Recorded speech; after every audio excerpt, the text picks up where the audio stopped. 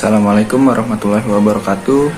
Kami dari kelompok 2 akan mempresentasikan hasil diskusi kami tentang struktur dan fungsi dinding sel.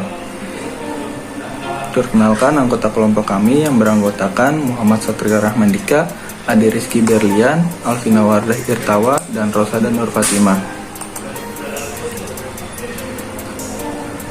Dinding sel merupakan salah satu pembeda antara sel tumbuhan dengan sel hewan. Dinding sel dari berbagai spesies tumbuhan dapat berbeda mengenai tebal dan tipisnya, lunak dan kerasnya, kelakuannya, komposisinya, dan seterusnya. Yang pertama ada dinding sel. Dinding sel terdiri dari peptidoglikan, asam teikoat, lipid, polisakarida, asam amino, dan protein. Lalu ada bentuk-bentuk sel bakteri. Yang pertama ada kokus atau bulat, yang kedua ada basil atau batang, yang ketiga ada spirilium atau spiral, yang keempat ada filamen. Lalu ada yang namanya fimbria, yaitu protein yang menonjol dari membran pada banyak spesies dari Proteobacteria. Fimbria terdapat banyak di seluruh permukaan bakteri, hanya ditemukan pada bakteri gram negatif. Lalu ada flagella, yaitu struktur kompleks yang tersusun dari berbagai macam protein, termasuk flagellin yang membuat flagella benar bentuk seperti tabung cambuk, dan protein kompleks yang memanjangkan dinding sel dan membran sel untuk membentuk motor yang mengakibatkan flagella berotasi. Dinding sel fungi atau jamur. Susunan dinding sel fungi. 1. Kitin. Komponen utama penyusun dinding sel jamur yang berbentuk filamen. Perannya dalam dinding sel jamur seperti selulosa pada dinding sel tumbuhan tinggi. 2. Biosintesis kitin. Bila enzim diinkubasikan dengan UDP per GLC-NAC, rangkaian kitin akan terbentuk berupa mikrofibril. Mikrofibril tersusun dari rangkaian kitin sejenisnya. Glukan. Glukan adalah polimer D-glukose, polimer yang juga turut membentuk dinding sel jamur. Glukan sangat baik untuk kerangka sel karena sukar larut dan merupakan material kristal yang sangat keras. Sintesis glukan. Enzim untuk sintesis biglukan mungkin terdapat di permukaan luar membran dan menggunakan UDP glukosa sebagai substrat dalam polimerisasinya. Komponen Manan. Manan adalah penyusun dinding sel yang utama pada ragi. Biosintesis Manan protein kompleks. Di sini hanya akan disinggung sintesis Manan pada bagian inner corner saja. Material yang baru dibentuk ini dapat masuk pada struktur dinding sel yang sudah kaku dengan cara yaitu 1. Polisakarida hidrolase melemahkan dinding sel di suatu tempat. Ini akan menyebabkan kontak antara dinding sel dengan membran sel hilang. 2. Adanya vesikula yang berisi enzim-enzim dan bahan-bahan dinding sel bergerak dari bagian dalam sel ke daerah pertumbuhan primer dan memuntahkan isinya di daerah tersebut. Akibatnya dinding sel akan tumbuh terus. Yang selanjutnya adalah struktur dinding sel alga. Alga adalah organisme berklorofil. Tubuhnya merupakan talus atau uniseluler dan multiseluler. Alat reproduksinya pada umumnya berupa sel tunggal, meskipun ada juga alga yang alat reproduksinya tersusun dari banyak sel. Kemudian, ciri seksual menurut Suli Setiojono tahun 2009. Yang pertama, alga uniseluler. Sel itu sendiri berfungsi sebagai sel kelamin atau gamet. Yang kedua, alga multiseluler. Gametangium atau organ penghasil gamet ada yang berupa sel tunggal dan ada pula gametangium yang tersusun dari banyak sel.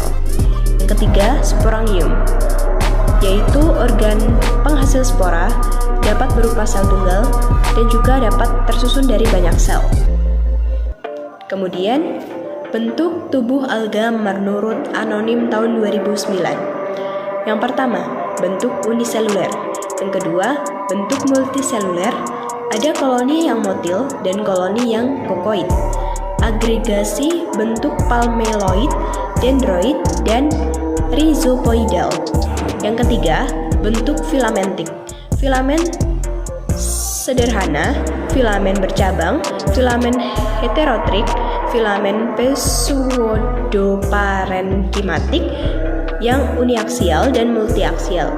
Yang keempat, keempat, bentuk sifon atau pipa. Yang kelima, pseudoparenkimatik.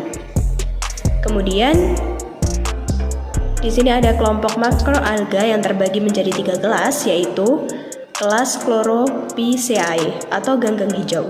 Sel-sel ganggang atau alga hijau ini mempunyai kloroplas yang berwarna hijau mengandung klorofil A dan B serta karotenoid.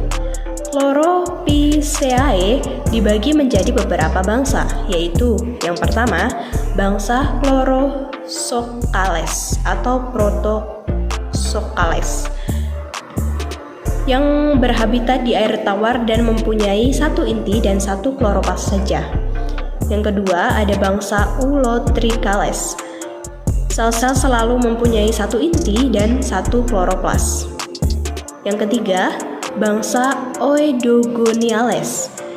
Hidup di air tawar, sel-selnya mempunyai 1 inti dan kloroplas berbentuk jala. Yang keempat, bangsa Siponales atau Chlorosiponales. Bentuknya bermacam-macam, kebanyakan hidup di air laut. Talus tidak mempunyai dinding pemisah yang melintang, sehingga dinding selnya menyelubungi massa plasma yang mengandung inti dan kloroplas. Yang kelima, bangsa Cladoporales. Sel-sel berinti banyak, hidup di air tawar yang mengalir atau air laut dan berkembang biak secara vegetatif dengan zoospora dan generatif dengan isogami. Kemudian ada kelas Paeophyceae atau ganggang pirang. Paeophyceae adalah ganggang atau alga berwarna pirang. Dalam kromatofornya terkandung klorofil A, karotin, dan xanthofil. Tetapi terutama fikosantin yang menutupi warna lainnya dan yang menyebabkan tumbuhan ini berwarna pirang atau coklat. Kemudian yang ketiga, kelas Rhodophyceae atau ganggang merah. Warna merah karena adanya protein vicobilin, terutama vicoeritrin, tetapi warnanya bervariasi, mulai dari merah ke coklat atau kadang-kadang hijau karena jumlahnya pada setiap pigmen. Dinding sel terdiri dari selulosa dan gabungan pektin seperti agar-agar, karaginan, dan furcellarium. Dinding sel tumbuhan. Dinding sel tumbuhan tersusun atas serabut-serabut panjang dan keras yang masing-masing terbendam pada matriks protein dan polisakarida. Serabut-serabut ini biasanya tersusun atas selulosa atau selulosa dan matriksnya sebagian besar tersusun atas hemiselulosa atau hemiselulosa dan pektin. Berikut gambar struktur dinding sel tumbuhan. Terdapat lamela tengah, dinding sel primer, dan dinding sel sekunder. Sel terdiri dari yang pertama, dinding primer.